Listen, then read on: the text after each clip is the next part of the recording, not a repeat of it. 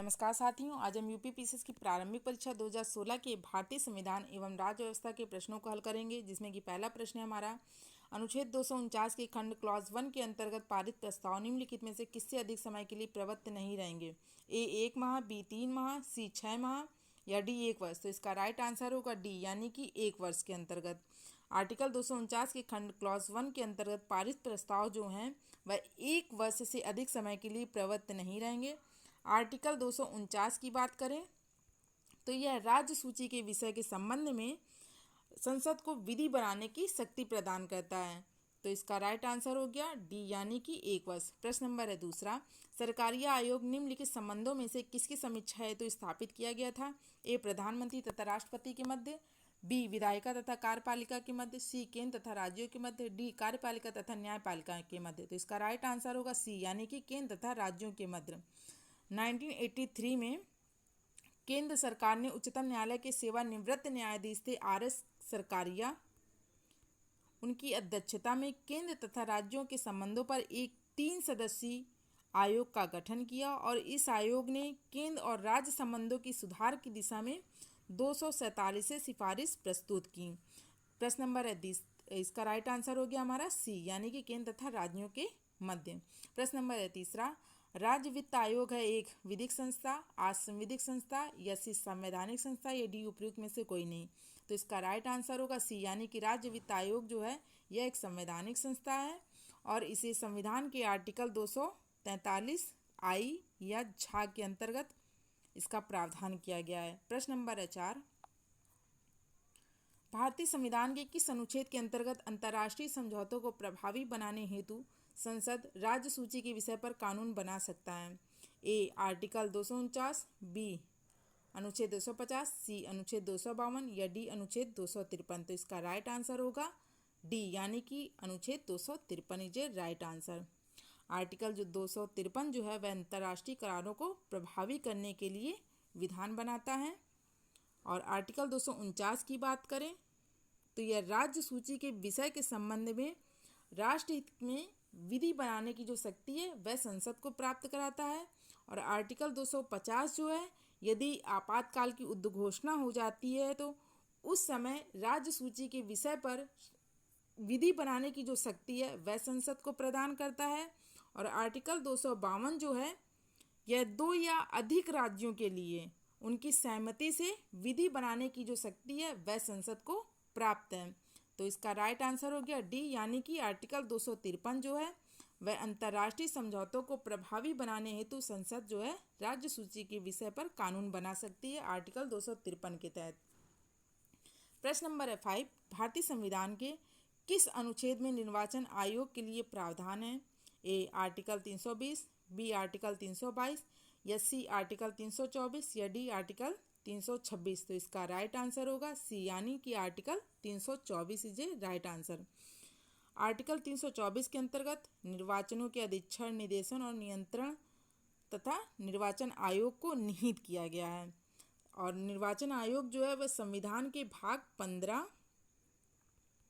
और आर्टिकल जो है 324 से लेकर 329 तक जो है वह चुनाव आयोग से संबंधित है, जिसमें कि उनके सदस्यों की शक्तियां, कार्य और उनकी जो पात्रता क्या है इन सबको वर्णित किया गया है आर्टिकल 324 से लेकर 329 तक का।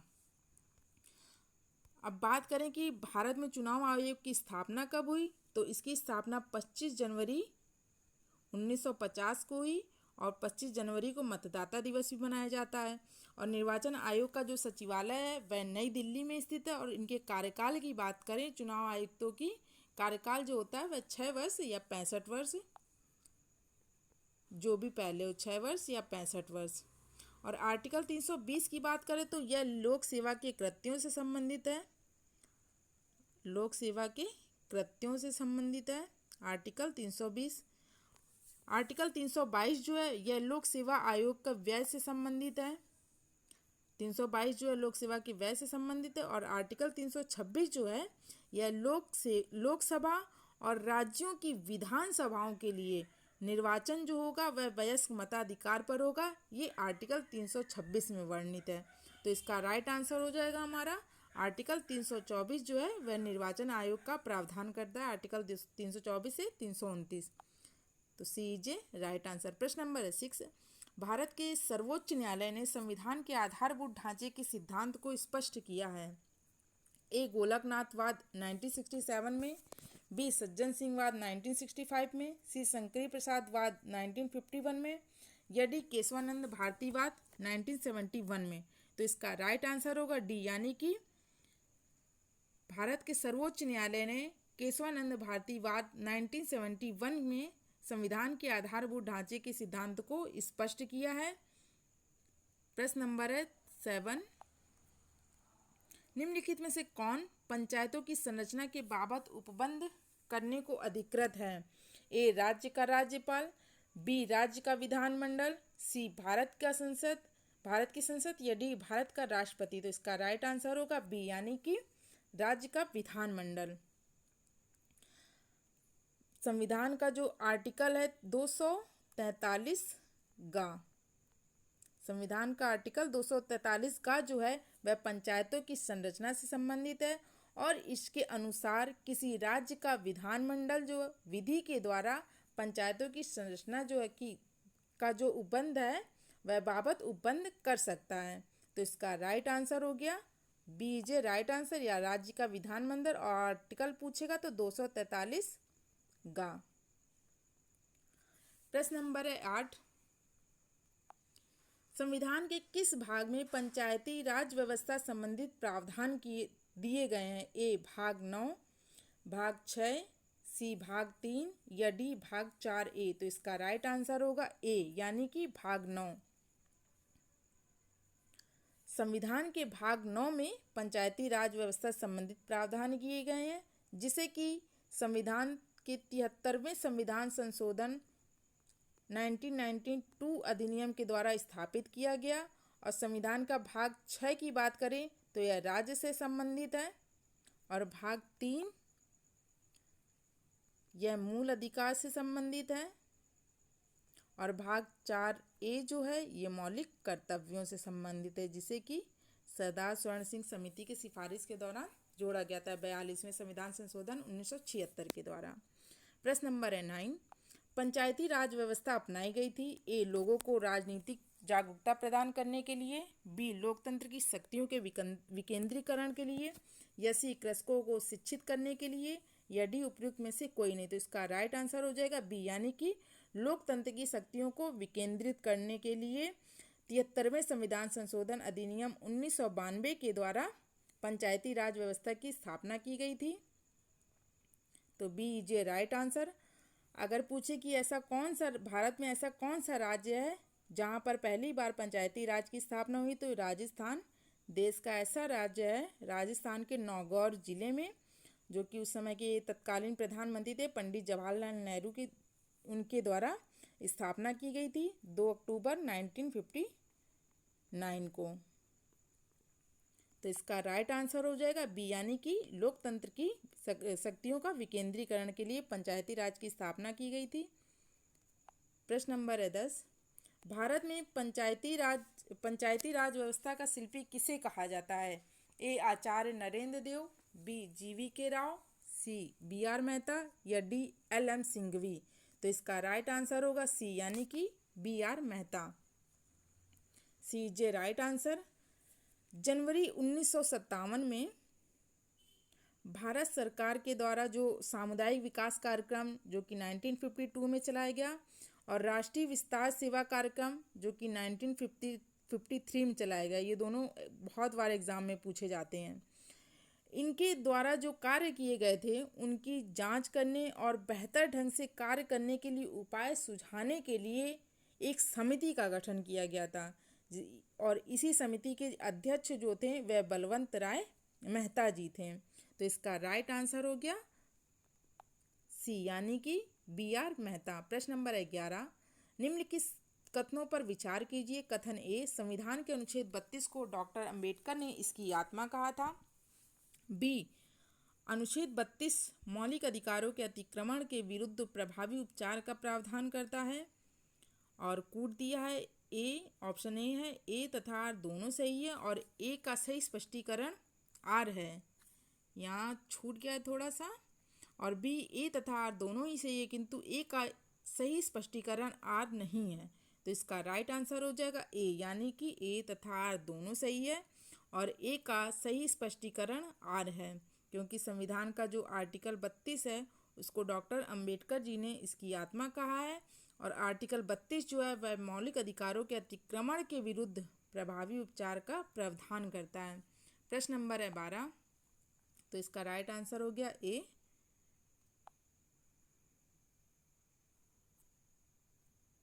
पंचायत प्रश्न नंबर 12, पंचायत चुनावों में अनुसूचित जातियों के लिए पदों का आरक्षण किस राज्य में लागू नहीं होगा? ए उत्तर प्रदेश, बी असम, सी अरुणाचल प्रदेश या डी हरियाणा। तो इसका राइट आंसर होगा सी, यानी कि अरुणाचल प्रदेश में जो अनुसूचित जातियों के पदों का आरक्षण है वह लागू नहीं होगा। अब आर्टिकल 243 घ जो है वह स्थानों के आरक्षण से संबंधित है और इन सभी राज्यों में लागू होगा। इसमें क्यों नहीं होगा? क्योंकि जनगणना 2011 के अनुसार अरुणाचल प्रदेश में अनुसूचित जातियों की जो जनसंख्या है वह नहीं पाई जाती है, इसलिए यह नियम वहाँ पे लागू नहीं होगा। तो इसका राइट आंसर हो गया सी, यानी कि Arunachal Pradesh is a right answer. Uttar Pradesh, Assam और हरियाणा में अनुसूचित जाति और अनुसूचित जनजातियों की संख्या पाई जाती है, जबकि अरुणाचल प्रदेश में नहीं पाई जाती है। प्रश्न नंबर है 13, भारतीय संविधान के अनुच्छेद 243 जेड जे के अनुसार सहकारी समिति के निदेशकों की अधिकतम संख्या हो सकती है? ए 21, बी 15, सी 11 या डी 7। तो इसका राइट आंसर होगा 21। ए इज ए राइट आंसर कि आर्टिकल 243 जेड जे के अनुसार सहकारी समिति के निदेशकों की जो अधिकतम संख्या है वह 21 होगी। प्रश्न नंबर है 14, भारत में एक नया राज्य सृजित करने वाले विधेयक को पारित होना अनिवार्य है। ए संसद में साधारण बहुमत तथा कम से कम 2/3 राज्यों के अनुसमर्थन द्वारा, या बी संसद के साधारण बहुमत द्वारा, या सी संसद के में 2/3 बहुमत तथा कम से कम 2/3 राज्यों के अनुसमर्थन द्वारा, या डी उपरोक्त में से कोई नहीं। तो इसका राइट आंसर होगा बी, यानी कि संसद के साधारण बहुमत के द्वारा। B is a right answer. भारत में एक नया राज्य सृजित करने के लिए विधेयक को संसद में साधारण बहुमत के द्वारा पारित होना अनिवार्य है।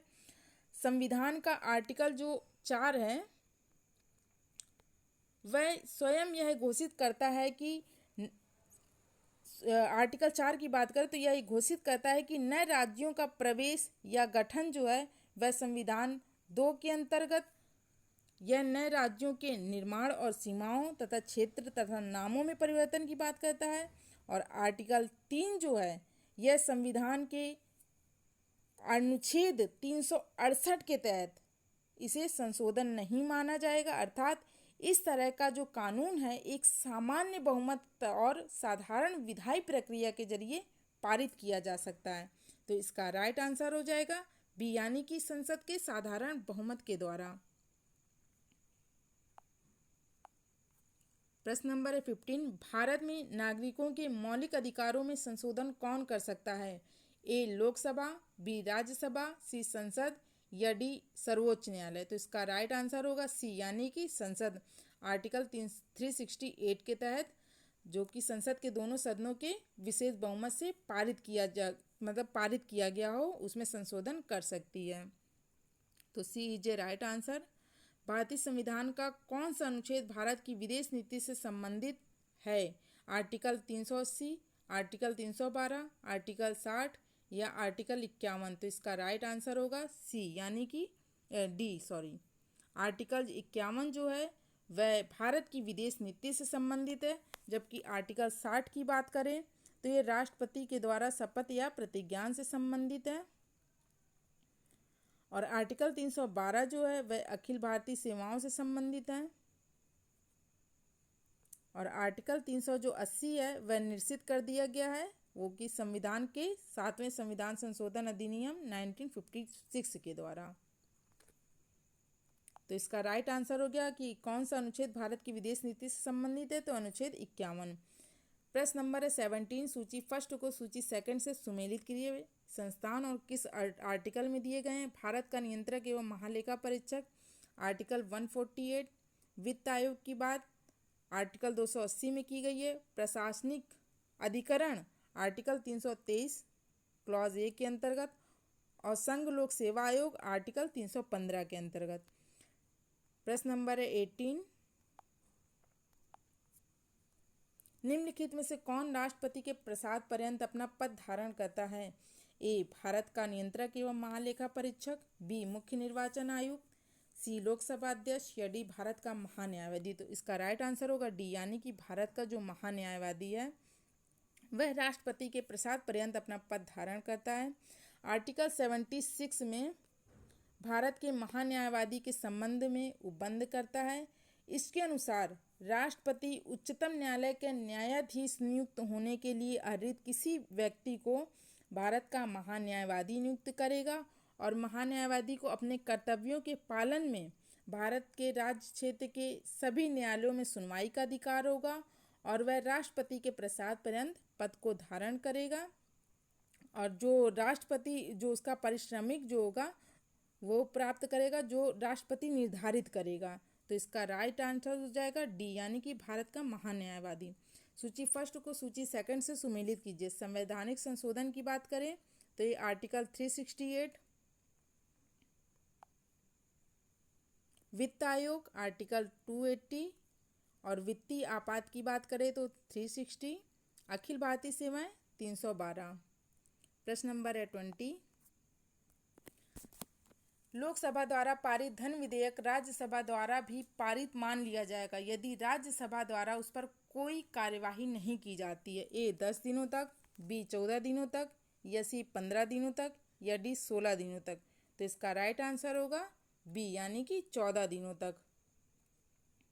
प्रश्न नंबर है 21, किसी जाति तथा जनजाति को अनुसूचित जाति तथा अनुसूचित जनजाति घोषित करने हेतु शक्ति संपन्न संवैधानिक प्राधिकारी है? ए भारत का राष्ट्रपति, बी भारत का प्रधानमंत्री, या सी समाज कल्याण मंत्री, या डी अनुसूचित जाति या जनजाति आयोग के अध्यक्ष। तो इसका राइट आंसर होगा ए, यानी कि भारत का राष्ट्रपति जो है वह किसी जाति या जनजाति को अनुसूचित जाति तथा अनुसूचित जनजाति घोषित कर सकता है, और आर्टिकल 354 में अनुसूचित जाति का वर्णन है, और आर्टिकल 342 में अनुसूचित जनजाति। तो ये रहे 2016 के total 21 question. Thanks for watching the video.